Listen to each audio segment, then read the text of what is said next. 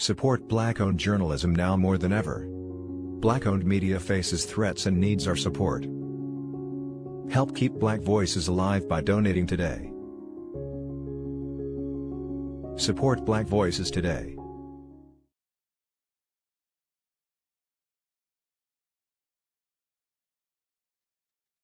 Welcome to another edition of Let It Be Known. Lots going on. We know that the Super Bowl is this weekend. We're going to get to that. But we have a tremendous amount that transpired overnight. Overnight, the president went into an incredibly troubling uh, post on his social media depicting the Obamas as apes. It was just incredible to see from a sitting U.S. president referring and depicting the Obamas as we said, as apes, and that is more troubling than anything. I don't know why, um, what could have transpired, what made this man do this? Is Obama that much in his head? And why? Why? They both, won 2 elections, and I'd argue that this presidency, the second term of Donald Trump is probably the most powerful that we've seen, um, because it's for better or worse, it's unchecked power. He has carte blanche, and I continue to wonder why the president seems so angry when he's winning at everything that he's doing, everything that seems to that would you would think matters. But this is not it. I just gotta wonder now, will other Republicans speak up? Will Black MAGA speak up? Who's going to check them? As they say, "Who's gonna check you, boo? Who is gonna check you?" It is to say it's offensive, and he knows that it's offensive. He knows that. He 100% understands how offensive that is. He needs to do one of these numbers. There you go. That's what he needs to do. Check out Let It Be Known, Mr. President. Check out Let It Be Known. Because this, it's just not it. It really isn't it. It's hard to know what goes through that man's head, but this is not at all what I don't think even some of his voters signed up for. It is a bit off the chain. It's a bit off the chain, but wow. Oh, and by the way, it is Happy Swag Hoodie Day, and RNG is rocking Alcorn State, the Alcorn State Braves. He says Trump is obsessed with the Obamas, but I am waiting on Black MAGA excuses. Yeah, without question, without question. Gotta gotta hear from them. Gotta hear from them. Byron Donalds, where you at? Where you at, Byron? I mean, that is just wild stuff, isn't it? This guy overnight, it means he's losing sleep. What do they say about rent free? He's losing sleep over. I'm not seeing, and maybe you guys see anything, but I'm not seeing that the former president is antagonizing this president in any way. I mean, could it be that this goes still goes back to the White House Correspondents Association, where Obama, insulted Trump in a place where everybody gets insulted? Heck, the comedian, a year ago, who's it, Trevor Noah, talked about Biden's, alleged, memory problems in front of Joe Biden. But Joe Biden was sitting right there on the dais. So, this president has everything under his control, and incidentally, police arrested someone yesterday, for as a, charged him, I should say, with the attempt on the life of Russell Vaught. Yeah, from the Heritage Foundation, the Office of, Budget and Management, or Management and Budget, the author of Project 2025. So, maybe that's what triggered this. And maybe in his mind, the Obamas had, something to do with it. I don't know. I really don't know. But also, in other news, Congress is struggling to make progress in negotiations to avoid a shutdown of the Department of Homeland Security next week, leaving the two parties squabbling as the House and the Senate left town for a long weekend. The DHS funding does expire on the 13th, and talks are stuck in neutral. Now, the Democrats, folks, they have 10 demands that they have released. Um, and I find it each of them very interesting. And let's take a look. Let's take a look. Here are the demands from Leader Jeffries and Schumer. They one, targeted enforcement. DHS officers cannot enter private property without a judicial warrant. Um, what's wrong with that? And indiscriminate arrest and improve warrant procedures and standards require verification that a person is not a U.S. citizen before holding them in immigration detention. Number two, no masks. They don't want them wearing face coverings. Again, not a big, shouldn't be a big deal if you are carrying out a legal operation. Number three, require ID. They want DHS officers conducting immigration enforcement to display their agency, unique ID number, and last name. Require them to verbalize their ID number and last name if asked. Officers do that. Police officers do that. So why not ICE? Protect sensitive locations, prohibit funds from being used to conduct enforcement near sensitive locations, including medical facilities, schools, child care facilities, churches, polling places, courts, etc. Now, you know, the polling place is probably the biggest no from the GOP because allegedly the plan is to have ICE patrol polling places. Number five, stop racial profiling. Well, considering the overnight tweet by the president, this is totally off the table for them, for the GOP. Uphold use of force standards. They want to place into law a reasonable use of force policy. Expand training and require certification of officers. Officers should be certified, right? They should have training. So to me, number six is another one that should be very simple. Number seven, ensure state and local coordination and oversight. Number eight, build safeguards into the system. Make clear that all buildings where people are detained must abide by the same basic detention standards that require immediate access to a person's attorney to prevent citizen arrest or detention. Number nine, body cameras for accountability, not tracking. Pretend they don't want paramilitary police. So those are the 10 demands that Schumer and Jeffries have made. So we'll see where this all goes. We'll see where it goes.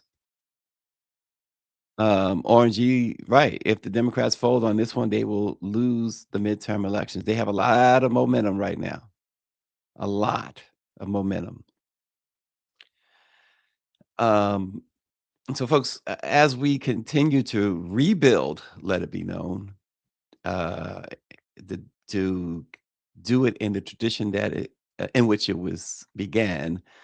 We ask that you guys hang in there because I noticed that already the subscriber count is going up on this channel. Appreciate that very much. Um, and we do have folks who are saying that they're going to put their money where their mouth is. We do have something coming up. We're going to announce on Monday a couple of sponsors. I'm really happy about that. So yeah, you will see a couple of commercials on Let It Be Known. Somebody's got to pay the bills. Somebody's got to pay the bills. Um, I know some people want you working for free. And thus, this is where we at right now. This is why we had to rebuild. I had to get my folks together on this. And we had to give them something like this. you know. But we will be rolling out a couple of ads next week. Uh, yes, I'm proud to say paid ads. We'll be rolling them out. Yeah, they would have went with the other version of this show, but they decided, uh, what they decided. So here we are, and my contacts are my contacts, and I just want to give a big shout out. Number one to Isaiah Thomas, the Hall of Famer, who coming through in a big way, and a few others. I'm not going to give it all away right now, but a few others who have decided, hey, we got your back. A couple of big boys too, if you don't consider Isaiah a big boy. A couple of big boys are coming through as well. So stay tuned. Also, this morning, wanted to talk about the Super Bowl, of course, the halftime show with all the stuff about Bad Bunny. I don't know anything that Bad Bunny. I don't follow Bad Bunny. Never followed them, and that's not any political view or statement or anything. I just don't have not never followed the artist. I think my kids know Bad Bunny. But the question becomes the greatest Super Bowl performance, halftime performance. When we think about these performances, and of course, there's always Beyonce, right? but but come on, the two performances that come to mind that is unrivaled, unrivaled. Of course, there is the first one, Michael Jackson, of course, and what he did, because he was like the first big celebrity to play the Super Bowl, and we remember that very. Called me at my house at 3 o'clock in the morning and said, I want to determine when the show starts. I have a concept for the beginning. And the cue was, I'm going to reach up and take my glasses off. And that's when you prepare to roll the trap. When he gets on the stage, he's like a general. He takes control. He takes command. Michael, he always said, like, make them wait for it. You got to marinate in it. You got to sit with it. So you build anticipation. And that's what he did. When you're directing this, every second is like an eternity. And I start to just shout, Michael, damn it, take your glasses off. Take 5. Come on, Michael, do it. Stand by P.T. Baker. Here we go. He can't hear me. I'm just losing it. Come on, Michael, do it, baby. I'm kind of just shouting into my headset. All the camera guys can hear me. Come on, Michael. But that was the deal that I had made with him. and I was not going to jump the queue. Roll, VT Baker. Ready, shot 12 on 2. Coming to 2. Ready, shot 12 on 2. A little bit tighter. Woof. Ready, 2.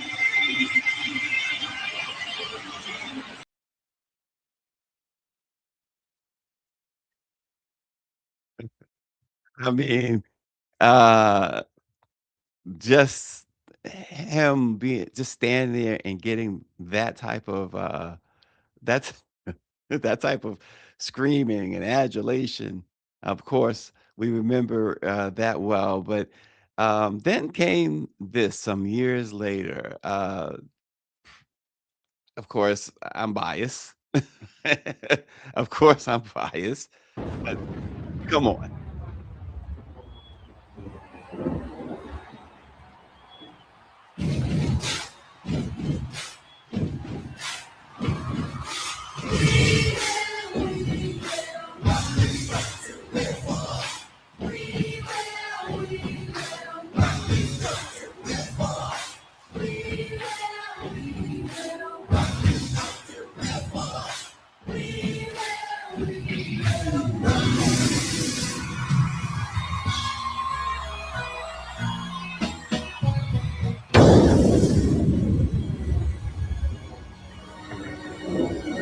Dearly beloved, we are gathered here today to get through this thing called life. Unbelievable. Unbelievable. Orange says, I didn't hear about Bad Bunny until his name was mentioned for the Super Bowl halftime show. Halftime is a hit or miss. He better not miss. 100%. 100%. Um, we'll see, I guess. Kendrick did his thing last year. Another I think underrated performance was Rihanna because she was pregnant, and doing what she did pregnant. It's very, very underrated in that it doesn't get talked about enough. We all talk about, of course, the Nipplegate, Janet Jackson. But we don't talk about Rihanna's pregnant performance, which for especially given the fact that she was pregnant, as we said, it made it even more extraordinary. Um, Lots of news, folks, but again, the headline overnight, the president uh, goes after the Obamas in the worst possible way. And of course, Schumer and Jeffries put forth 10 demands on ICE. So we'll see how that will look in about a week when the deadline comes for that.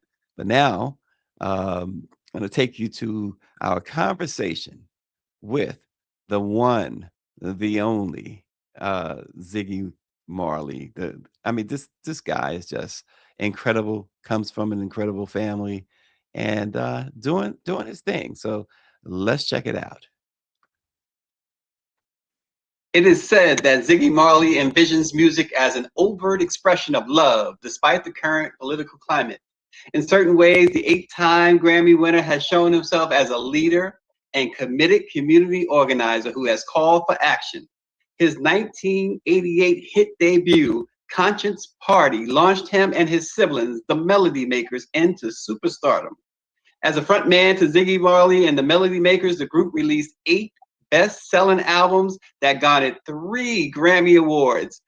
Also, his solo releases have earned him several more Grammys, including the Grammy for Best Reggae Album in 2015, and then in 2016, his self-titled album also won a Grammy.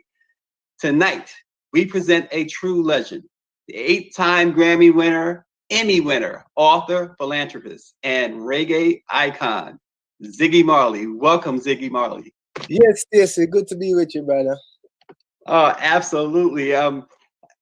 Hey, what else have you been up to? Well, I've been laying low, you know what I mean, keeping my distance and trying to keep it safe. I mean, I've been in the studio, been working on a children album, which will be released in few weeks. But otherwise than that, you know, just keeping a low profile. Well, for those who just tuned in and heard one of his classics, one of Ziggy Marley's classics, we have a treat for you later on too. We're gonna give you something else from the great Ziggy Marley. Ziggy, listen, you come from a tremendous family, a dynasty in the reggae genre, all icons, of course. Your dad and mom, Bob and Rita Marley. What was it like growing up in that household? Yeah, it was exciting to me as a child. I mean, there was so much happening. The times were changing. My father's music was becoming very powerful, and you know, the people around and the music around too. It was just very exciting, and a time that I just soaked in a lot of information that kind of shaped who I am today. You know, so it really, my growing up and seeing what was going on and how things was happening really helped to shape my mind. Yeah. So if you had to think back to one thing that you keep with you that your mom and dad, the great Bob and Rita Marley, taught you, what would that one thing that you've held on to that has really helped you? Well, I feel like is more of not even what they taught me, but what they showed me by their actions. That is where I get most of my teaching, by watching the actions. So there's a few things, but one of my best, one memory I can never forget is my mother, really. Of her during, it was a political turmoil in Jamaica, and there was streets were being blocked because of the politics. And she took who and was trying to get home, and she ran into like a roadblock with burning tires and some guys, you know, she kind of came out of the car and stood up to them and demanding that they, you know, them clear the street so that she can take her children home. That is something. I was sitting in the car like this, you know, I'm in the car like this because it was a very, you know.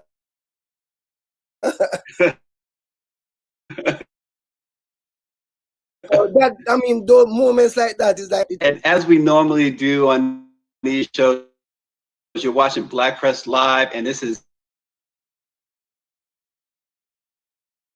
Black music appreciation. Helps to get the message of how important Black music has been, and reggae, certainly, because we are certainly talking with the great Ziggy Marley, and who came from the greatest reggae family ever. A lot of fans and viewers are looking in. Rashida Lester's checked in. James Pete, Zia Rasta says blessings.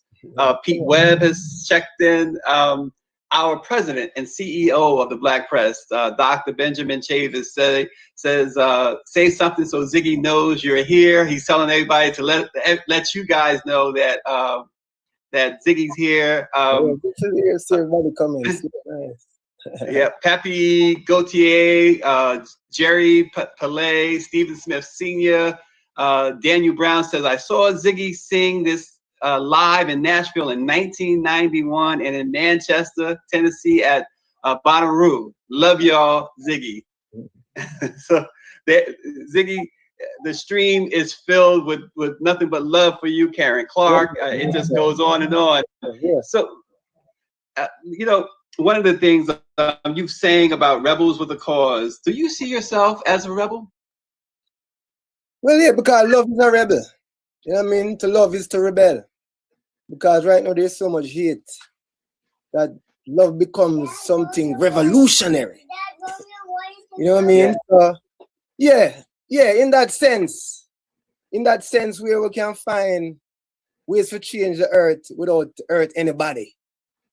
You know? Right. So, yeah, we don't have to hurt no one for change. So that type of rebel, you know? Well, and you always, well, not always, but you also talk about a revolution. Yeah. Can you kind of give us more information on that, more thoughts on that, I should say? When you talk about a revolution, what does that revolution entail, Ziggy Marley? Well, there's different revolutions, and we have to have more than one revolution on different levels, you know?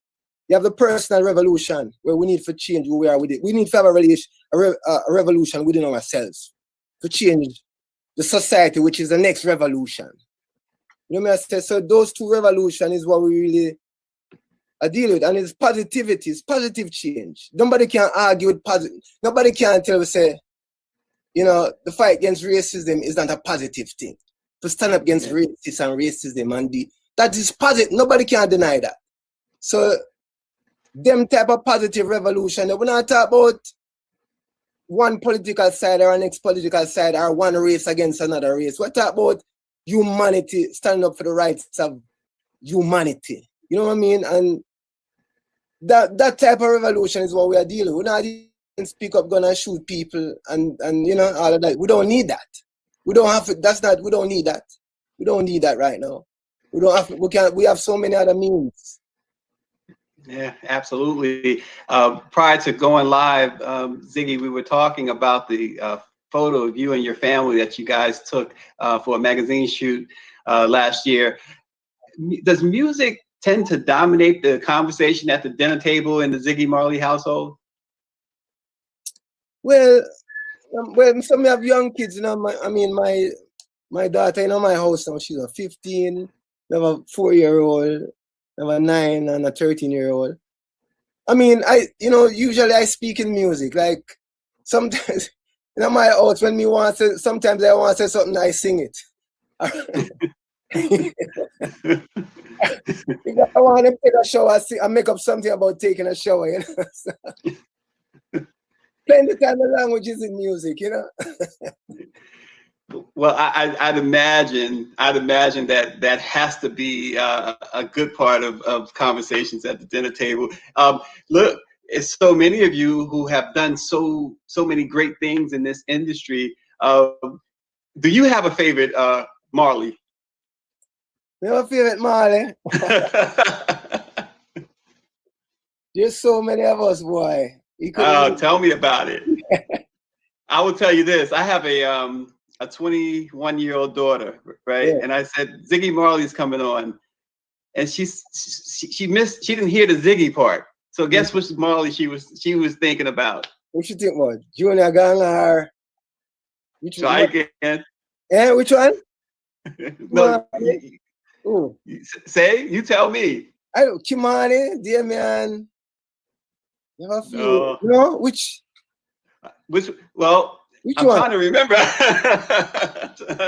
I'm trying to remember. Oh my gosh. But I was hoping you'd say the name. If you said his name, I would remember. Julian, Steven, Raga. Maybe she'll come down and tell me. Yeah, tell her online. All right, I'll tell her Ziggy Marley wants to know which of the Marley that she loves. He apparently is a young one, so I'll wait for her to come down and tell me. Maybe Skip. Skip. There you go. Oh, there Skip. You go. When it's a young one, you know, yeah, Skip. Yeah. So when I said Marley, she only heard, when I said Ziggy Marley, she only heard Marley, and she's like, Skip. So Ziggy, when one listens to your music, we get the sense that music and a strong will can overcome any obstacle. Is that something that drives your voice and your message? Yeah, I mean, we see music as a tool for awakening consciousness. And consciousness awaken cause action, and action cause things to change.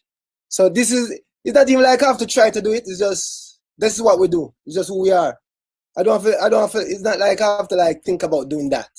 I just do that naturally, you know. So that's how I save myself using the music, and that is how the music come to me, and you know, that is what it is. Yeah.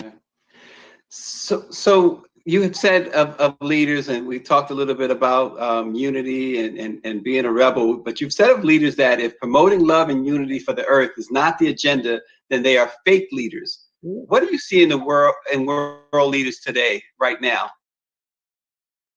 Well, not even in the leaders, but let's look on the fruits that the leaders them are bearing. Look at the world, and then we can then go back and say, well, look at the leadership then? You know what I'm saying? Let's look on where we are and the situation the world is in, and then you can say, well, let's look at leadership after, because that is a fruit. That is a fruit that the leadership is bearing. The hate, the division, the war. These are the fruits of what they're of their tree. So we know the tree by its fruits. And so we see that we haven't had true leadership for a while. So we really need and it's not something difficult to say, push the agenda of love one another, or peace on earth, or injustice. That's not something that we can't do. There's not, these things are something that we can do as a planet, as a people, as a country. These aren't impossible ideas. But the leadership don't have that mindset. You know, the whole division thing is just still, it's still a method that they're using for centuries. And most of us want a change now. We don't want to live in that regime of pitting us against each other, you know, pitting countries, races, political. But we don't. What does that brought us? Where we are today? Is this where we want to be? No, this is not where we want to be. So we have to change the road. You know. So that is what I mean. Leadership is. When you talk about leadership, you talk about someone or some idea that can bring people together from different mindset. Only a leader can bring people together. Only a real leader can bring people together from all different angles. You know, music is one of them tools. Music is one of those leaders. You know, I say what can bring different people together. You know, so yeah, that's how I see it. You know. Yeah, and you just touched on it too, but you also have mentioned that, and you're saying that to know the truth, you've got to know the lies. Can you explain that too? Boy, I like to explain it to myself. I don't even understand it myself too good. But because that line that come on me, I say, what does that line mean? Ziggy, you know? It came to me and I said, what does it mean? I'm trying, and I try to define it. You know, so I know how I try to define it, which may be right or wrong, I don't even know. Is that the lie is a dominant thing, right? And if you don't know what the lie is, then people can tell you anything. Because you don't know the lie. So them can tell you anything and fool you. Why? See, I don't know. It means something. I don't know what it means, yeah. But those are the words. I know it means something though. I just can't put my tongue on it properly. You know what I'm saying? Yeah. So maybe somebody can each of us have to figure out that for ourselves, what it means to them, what it means to you. Those words, does it, you know? I kind of understand it I understand it. And I know what I mean, but it's hard to put on the tongue. Yeah. See, now you know how I felt when I couldn't think about Skip's name, right? Again, all your great fans they continue to write in. Randy Beatty, love you, bro. Love you, brother. Peace and one love. Sabrina Samu, they are all right. M. Dot. You know, you got so many fans. Ziggy, when you think about that, what type of responsibility do you feel when knowing that you have millions upon millions of fans? Does that add more weight to what you do?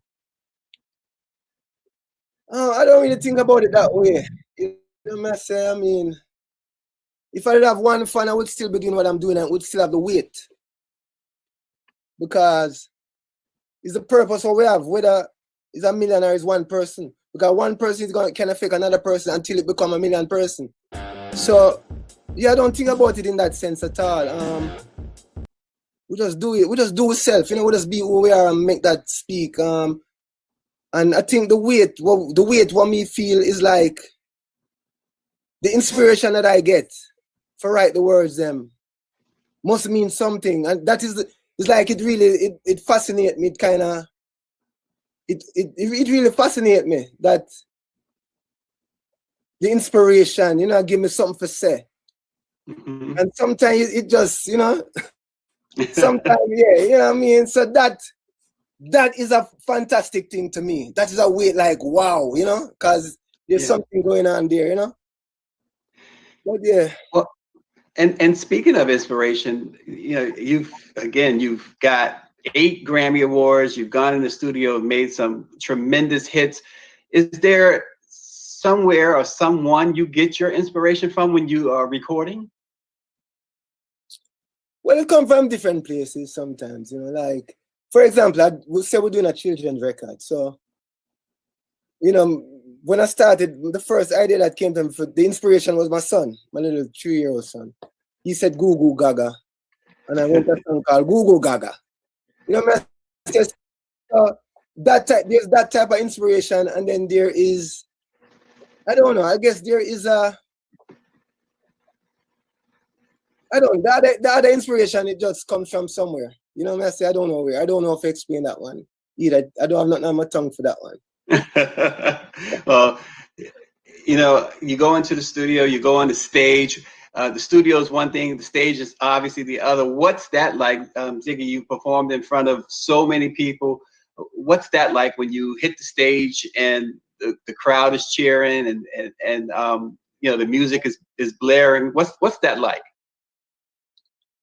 No, it's a different feeling. It's not just like an everyday thing, you know what I say? So when you definitely go on and the people that you feel like energy, you feel a camaraderie with the people. So yeah, I mean, it's a spiritual thing for me, kind of, you know, it's a real spiritual thing. And we try not make it get too in our heads, you know. I think for me, when I go on stage, Yeah, my main thing is just to be true. Just be true. You know what I say? Don't pretend, don't act. Just be true. Try and relate to people with a true spirit, so that cause we can each communicate with each other if we do it truthfully. If we just be true, you know. I think that is when communicate, that when people can feel what you're saying, and you're not pretending to say that, you're not like, it's not something that is like a robot repeating the same thing. When you feel what you're saying, when you believe and you know it's true, then people can connect with that through the energy and the vibe. So that is my intention, you know. And sometimes you have to fight your ego. So, you know, sometimes you have to fight your ego to let that truth out, you know. yeah, and I know that you probably get a lot of questions about your family. But before I even go there, Jake Kusera writes, first time seeing Ziggy Marley and the Melody Makers, 1998. My wife was pregnant with our son. We named him Marley. Lifelong fan of the Marleys. You want to respond to Jake? Yeah, man. Well, you know, love, man. Just, you know, the name have an action behind it. You know, you guys, all of us have a purpose in this world. You know, and we share that purpose of just spreading that positive unity, love, energy, justice, human rights energy out. You know, so the name means something. You know, so respect. You know. Yeah. So John Besley, again, I know you get a lot of questions about your family, and particularly probably your father. But he asks, what would Bob Marley think of the world today if he were here? Well, I can't answer that because I don't know. But what I can say is that his music speaks for him. His songs speak for him. So, and he was ahead of his time, and he's timeless. So whatever he thinks of this world is in his song right now. So you can listen, so much trouble in the world, you can listen to any of his songs and you can know what he would say right now because he already said it. You know what I mean? And he would keep saying it. So he said it already. I don't even have to wonder what he's going to say. Yeah. You know, him say, stand up, him say so much trouble in the world, him say until the philosophy, him say one love. He's saying so much things right now. He's a part of this conversation. He's a part of what's happening. You know, so he's right there in the middle of it. Yeah, and speaking of that, Ziggy, when you mentioned all his songs and his sayings, "One Love," of course, we all are familiar with that. Were you surprised? Are you surprised, I should say, how things are today? You think about the uprisings. You think about everything that's going on in this world today. It's kind of what your dad would sing about, right? Are you surprised that change hasn't come? Well, change has come, but we need more change. It's not like nothing has changed. Things has changed, but it just hasn't changed enough yet.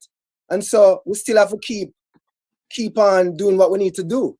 Keep on making the music, keep on standing up in the streets, keep on doing what we need to do, because we can't say nothing else. Many things has changed. I mean, things has gotten better, but not where it should be, or not where we want it to be in terms of seeing equality, justice, peace around the earth.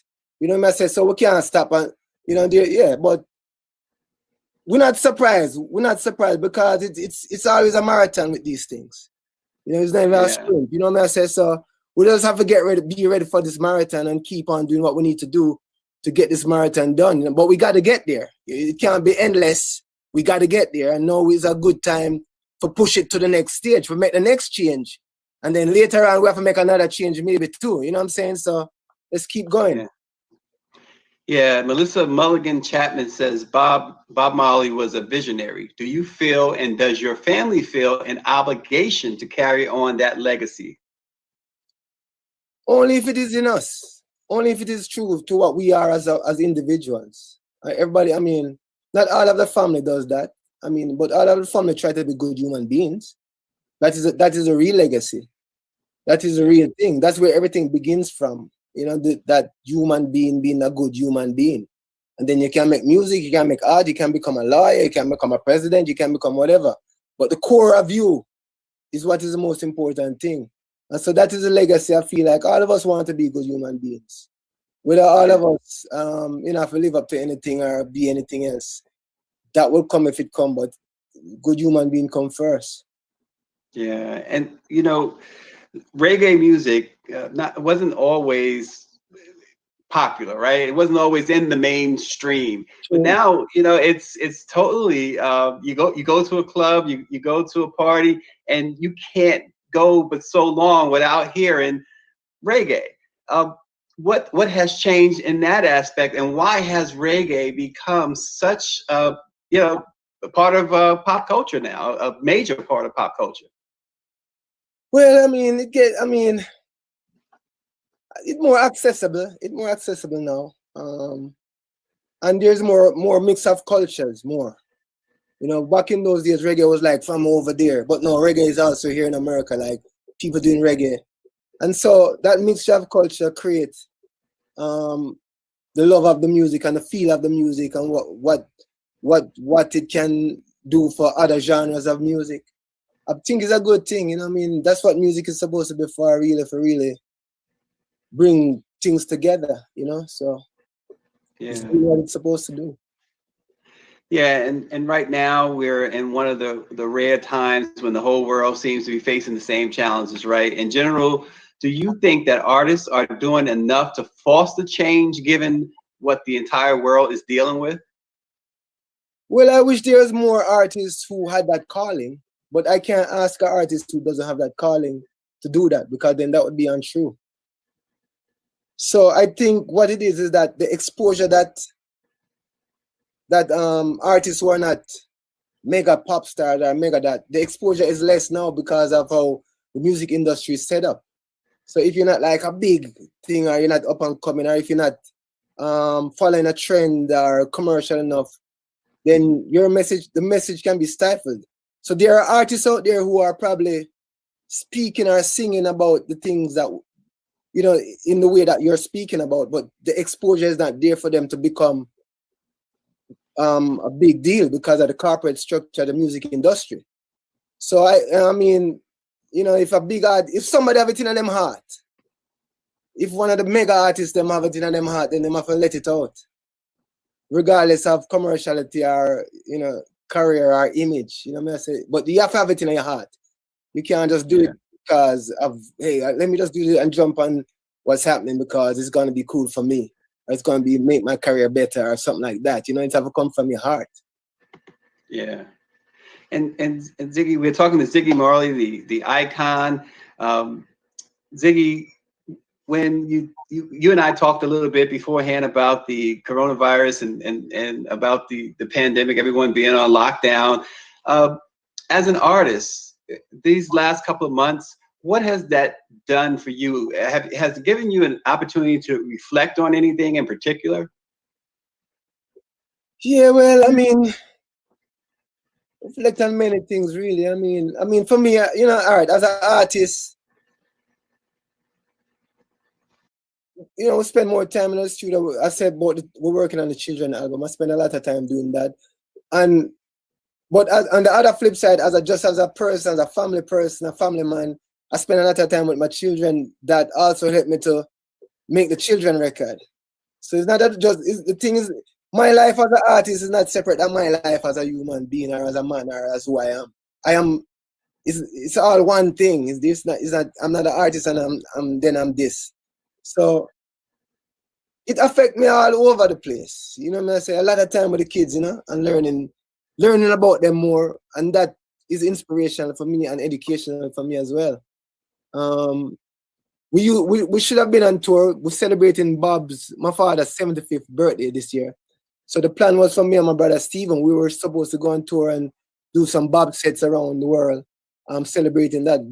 That kind of get messed up, so are postponed for a little bit. So you know that is the only thing where really get affected still, you know. But we're learning a lot, and we learn a lot from what's happening. You know, we're learning a lot.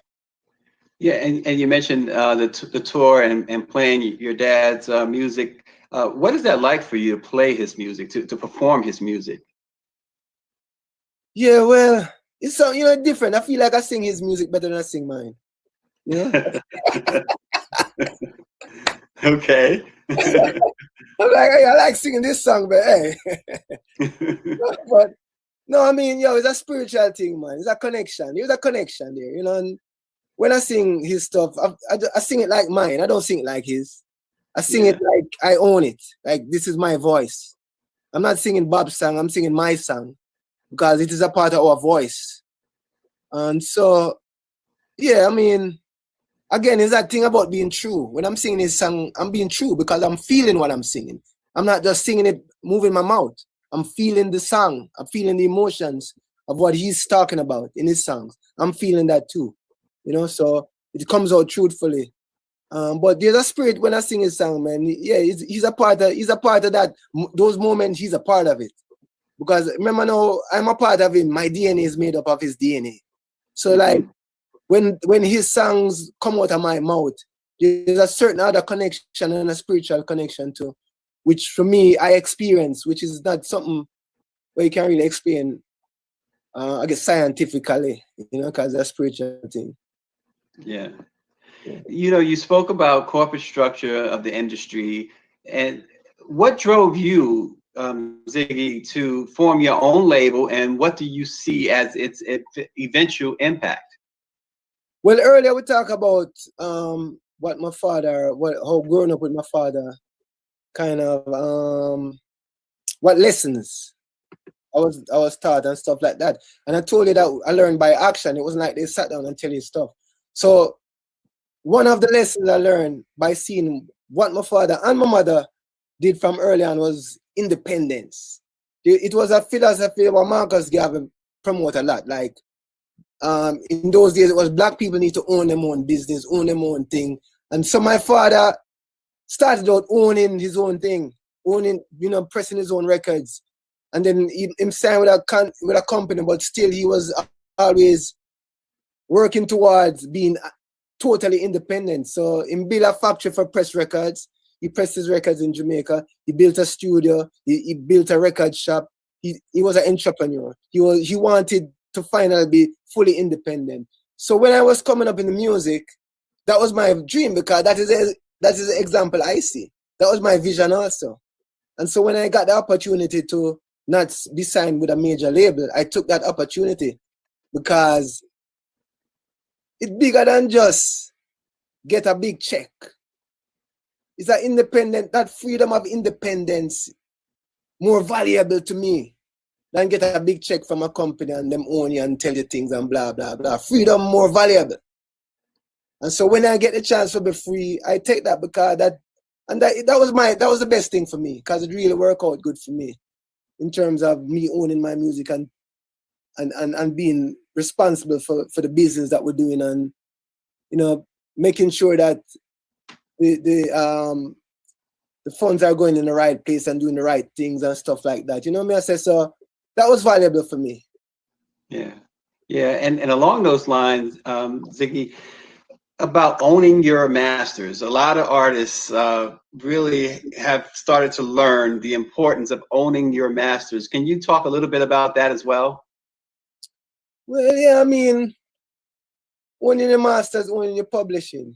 I mean, like owning your house or owning your car. You want to own your stuff.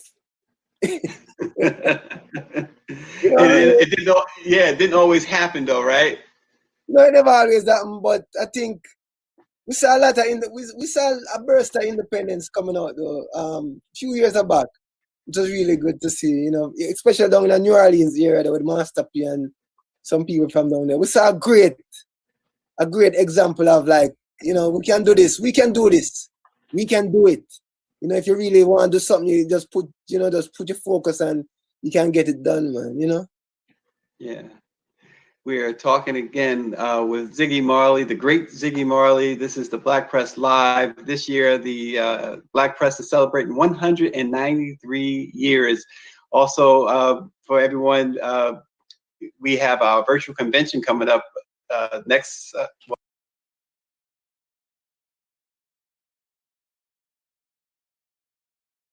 To do that. Ziggy, you have so many fans. It's hard to keep up with how many people are sending in their love right now. I'm missing so many names. It is not intentional. Kay Thomas, Mateus Santana, Marciano Bowman. They are some are coming in from England and all over. Dallas Howard mentions Dragonfly. Tell us about Dragonfly. What went into making that? Well, we have the album Dragonfly and we have the song Dragonfly. I mean, Dragonfly was the first, I think that was the first album I did outside of my brothers and sisters, without my brothers and sisters. And it was a very interesting time for me because there was a lot of change going on and a lot of, mind openness. There was a real burst of mind openness going on. So that album is a little eclectic because my mind was like getting open so much. I was opening up so much. And then the song Dragonfly is just a song about experience with nature, really. And my imagination of the relationship between us all, and nature. You know, it's that type of song. Yeah. And as I mentioned, they are sending in their love from all over Gambia. And James Eli says, will you come to Australia for a show? Yeah, well, this year we canceled. We were coming to WOMAD. So we had to postpone that because of the situation with the virus. But then next year we're coming there. Next year we're coming to Australia for WOMAD. So I hope everything works out. There's the answer that they wanted to hear. So good job, Ziggy Marley. Nalena Morgan says, you and your family remind us of how to speak our truths with love. Yeah, man. I mean, listen. For us, we can talk softly and still get my point across. I mean, we can get it across in a way. Because love is a powerful thing. Love is the most powerful thing that there is. I mean, we still have things have to be still disrupted, but we disrupt things with love. Yeah. We disrupt things with peace. That's how we disrupt things. You know what I mean? We do it peacefully and we do it with love. We don't do it with hate. You know what I mean? I say what we're doing it for love and we're doing it with peace. But it's still gonna be disruptive because things need to be disrupted. And your life is, a little bit of life is gonna get disrupted too. But we do it with love and peace. You know, we're not do it with war and hate. You know? But I forget disrupted, you know. Wes Oshowski, and forgive me if I don't pronounce your name correct, but Wes writes, Ziggy, any chance of a Melody Makers reunion? And what's Sharon up to? Love you, dude. Yeah, well, we're always united because we're brothers and sisters. So it's not like there's a breakup, but I know what you're saying. we talk about it, we think about it. That thing is gonna happen, but you don't know when. You know what I mean? It's something that probably just gonna happen. Sharon, good. Sharon, Sharon, she teaches children. She, is a teacher. She been doing that for a long time, taking care of kids and stuff like that. So she doing good. Great to hear. Is there an artist, Ziggy, that you may not have performed with or recorded with that you'd like to? Well, I just do a song with Ben Harper on the new album, so that's cool. I like that. I'm with a few more people that really love me. And Busta Rhymes. Busta Rhymes have a song to me, so that's cool. But I don't really think about those things ahead of time. Like, yeah, I think when the time come, we feel what we feel and we reach out to who we're feeling, or and if they're feeling what we're feeling, then it can happen. But I don't have a list that I want to work with this artist or that artist, because I think it's something that I'd rather happen organically than for any other reason. Like, instead of like thinking, oh, I need to work with so and so because they're a big hitter or something like that, and it would be really good for me or something like that, Yeah. So yeah, I don't have a list. Okay. Again, I try to get as many fans and viewer thoughts, comments, and their love in as possible. Tracy Peters says, "One love. Not sure if you remember when you played in Prospect Park, Brooklyn. Her husband, Ross from a Trini, look alike to you. Anyhow, bless up and keep positive." It's so much going on there, Ziggy Marley. Pete Webb, respect. Tamika Winfield says it comes naturally to you. They're showing you all that love, Ziggy. Nice, man. Much love to everyone. Yeah. So when you and we were talking about the potential or the possibility of recording with other artists, but when you do, Ziggy, go into the studio, when you're thinking about creating a song or an album, what has to be there? What's the mood has to be like, and where does all the creativity start? Well, sometimes it starts in the shower. Seriously. Sometimes at the bathroom, sometimes we're about things starting at the bathroom. I don't know if we want to know too much more than that, Ziggy. I don't lie. But in the studio, I don't know. Like, there's this thing that there's, like when the weather change, like, and when the season change, it's like you can feel. It's like a seasonal thing, like a change is like you can feel. Sometimes, I have to go in the studio. Something coming on my head. Oh, I have to put this. I gotta get this down right now. I gotta put this down now. And there's a vibe there. Usually we have some herb. Some herb there too. We can't lie or deny.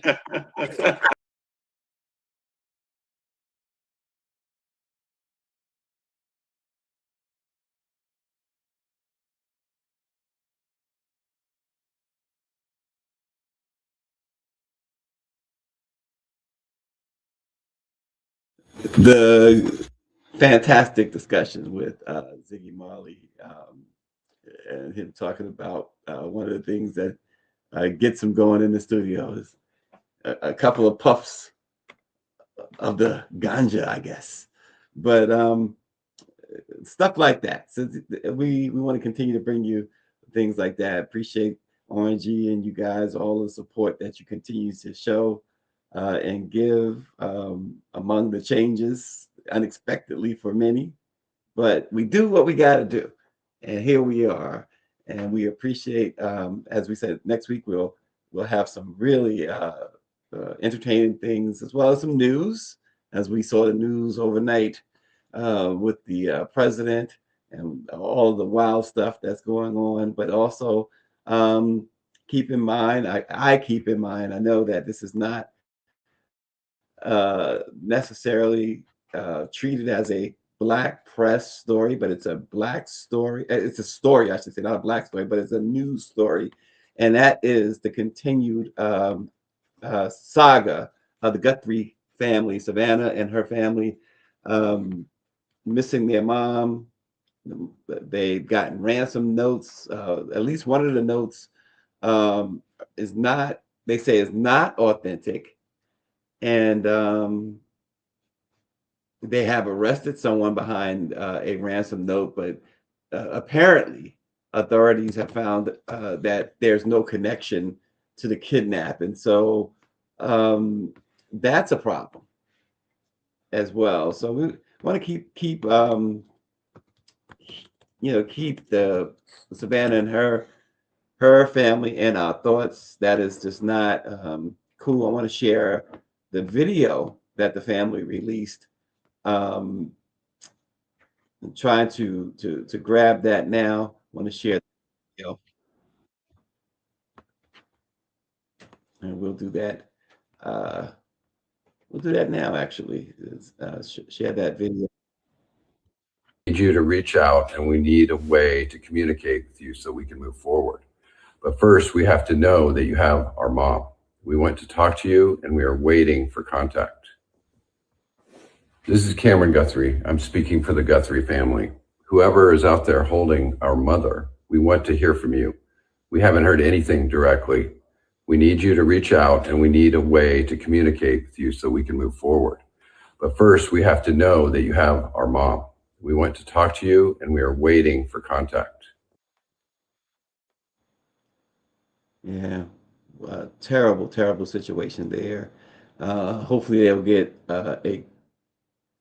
as good a resolution as you can get in that situation. So we will continue to monitor that situation over here, because that is very, very tragic either way. And hopefully it won't end as tragic as it might seem. But appreciate you guys joining.